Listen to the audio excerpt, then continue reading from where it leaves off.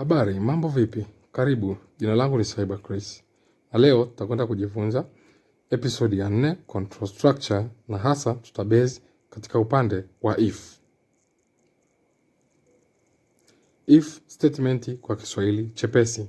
Twende tukajifunze if statement. Tuna comment hapa juu vile vitu ambavyo tunakwenda kujifunza ni control structure, na control structures tunadili na if statement. Na kwa sababu if statement imegawanyika katika makundi makuu matatu, basi tutaanza kujifunza simple if statement. Naandika structure ya C++. Kisha twende tukajionee namna if statement inafanya kazi. Tuandike program ndogo ya kuangalia namba gani kubwa. Tutengeneze makontena yetu mawili. Tuanze na integer x, tuhifadhi 5 ndani yake. Kisha tuwe na integer y, tuhifadhi 7 ndani yake. Tutaandika if, simple if statement, kwamba if ndani ya hiyo mabano tunapitisha condition kama y is greater than x, then tunafungua curly bracket, na hapo ndani ndipo ambapo kama ikiwa kweli itakuwa executed, yani itaonyeshwa kwenye kioo chako.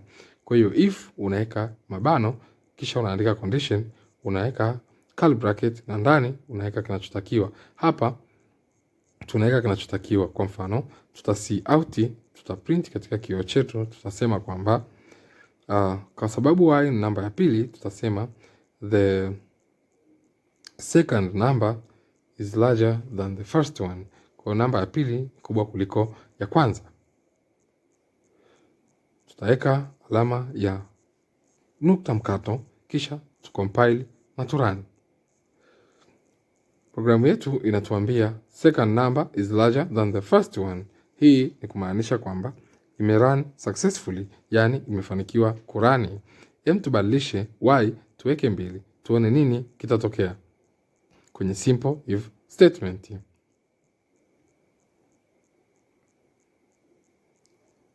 Tuna compile na kurani, na tunaona kwamba hakuna kitu kimetokea katika kioo chetu. Hii ndio simple if statement. Yenyewe inafanya kazi tu ikiwa kweli. Ikiwa ni uongo au false tunasema kwa Kiingereza, basi inakuwa haifanyi kazi. Twende tukajifunze, yani tumpe user uwezo wa kuingiza namba 2. Tuandike integer x, yani variable x na y, tumwambie out kwenye kioo kwamba aingize namba ya kwanza. Ataingiza first number. Kisha namba hii itahifadhiwa katika x, yani cin katika x. Tutampa ujumbe mwingine, tutamwambia out enter the second number, ili tuzilinganishe tuone kama ni kweli. Na namba ya pili itahifadhiwa katika variable inaitwa y. Tutacin katika container y. Kisha tutaandika if x is equal to y, kama zinalingana, basi kama ni kweli out kwamba namba hizi zinalingana, tumwambie numbers are equal, namba zinalingana. Vinginevyo haionyeshi chochote. Tuna compile na kurun, na tunaona enter the first number, na ingiza 3. Kisha enter the second number, na ingiza 3, na inasema numbers are equal, maana yake imecompare na imetupa majibu. Twende tukaweke namba tofauti. Nitaingiza namba ya kwanza, enter the first number. Hapa nitaingiza 5. The second number tuingize 9. Unaona hakuna chochote kwenye kioo, ni nafasi tu, hakuna chochote kile. Na hiyo ndio simple if statement. Twende tukajionee aina nyingine ya if, na hapa tutajionea if nyingine ambayo inaitwa if else statement. If else statement ni statement ambayo unakuwa na condition, kisha kama ni kweli inafanya jambo fulani, na kama ni uongo inafanya jambo fulani. Yani hii lazima itoe majibu kama kweli au ni uongo. Twende tukatengeneze program ambayo itaangalia umri wa mtu, kisha itatuambia anaruhusiwa kupiga kura au haruhusiwi kupiga kura. Na hapa ndipo tutakapokuwa na variable yetu, tuseme integer age, itahifadhiwa umri katika variable age. Tumwambie cout kwamba enter your age, aingize umri wake. Na akishaingiza umri wake, utahifadhiwa katika variable age, cin kwenye age. Tutacheck condition kama ni miaka 18 au zaidi. If age is greater than or equal to 18, 18, kisha kama ni kweli cout kwamba huyu ni eligible to vote, anaruhusiwa kupiga kura. Na kama sivyo, maana yake atakuwa chini ya miaka 18. Tunaongeza else baada ya yale mabano mawili.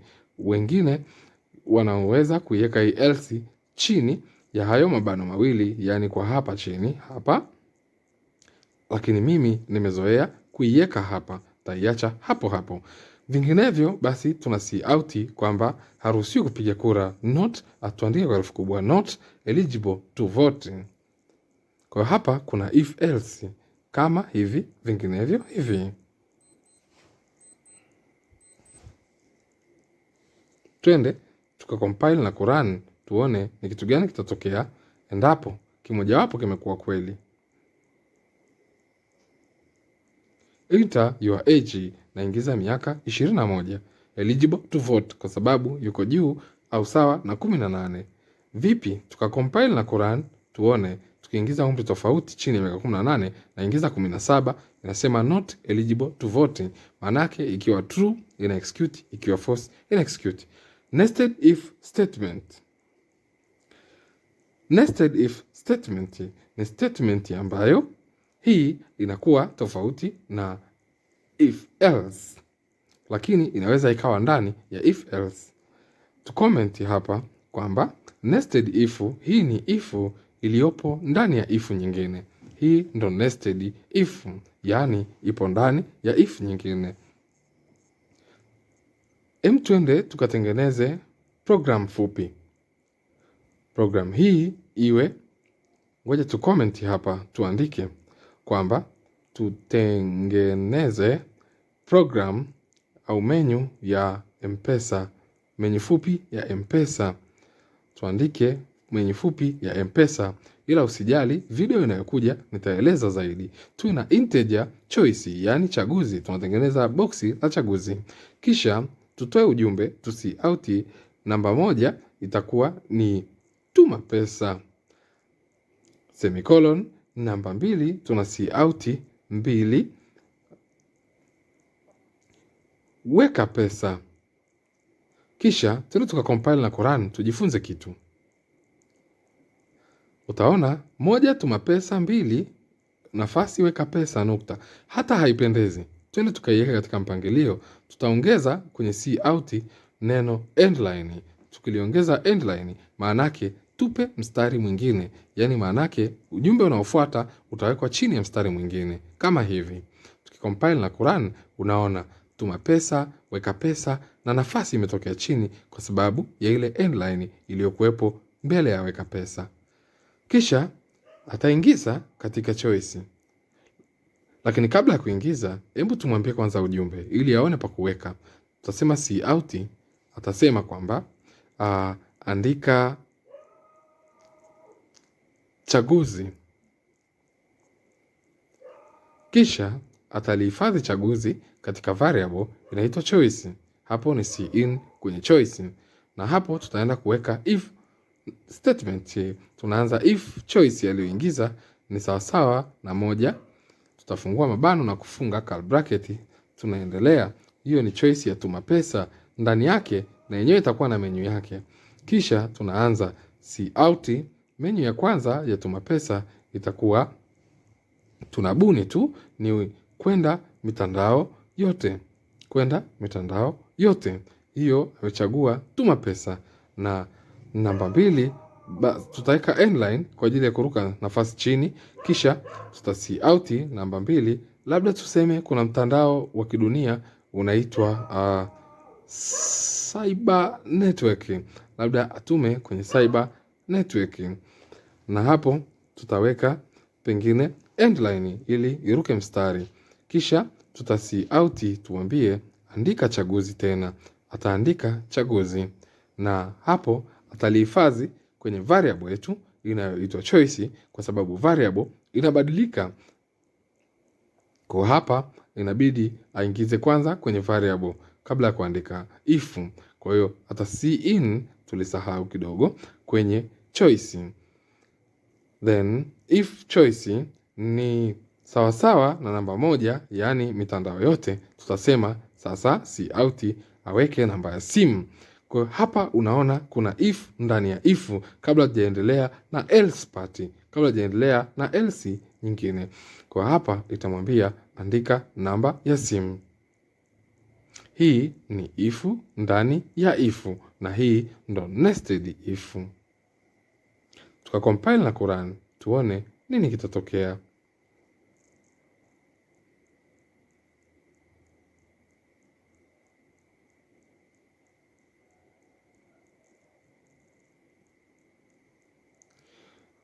Tuma pesa, weka pesa, andika chaguzi namba 1, tuma pesa. Mitandao yote Cyber Network, mimi nachagua namba 1, mitandao yote inasema andika namba ya simu. Na hii ndo if ndani ya if. Yaani hii hapa ya kwanza ni if inayochagua menu. If inayochagua menu, na if ya pili ni baada ya kuchagua menu. If ya ndani. Kwa hiyo hii ya kwanza ni if ya kwanza kabisa ya menu. Ya menu ile ya tuma pesa au weka pesa. Na hii ya pili ni if ya ndani baada ya kuchagua tuma pesa. Asante, matumaini yangu umenielewa. Usikose video inayofuata. Tutajifunza juu ya switch. Tutajifunza kutumia switch pamoja na kufanya swali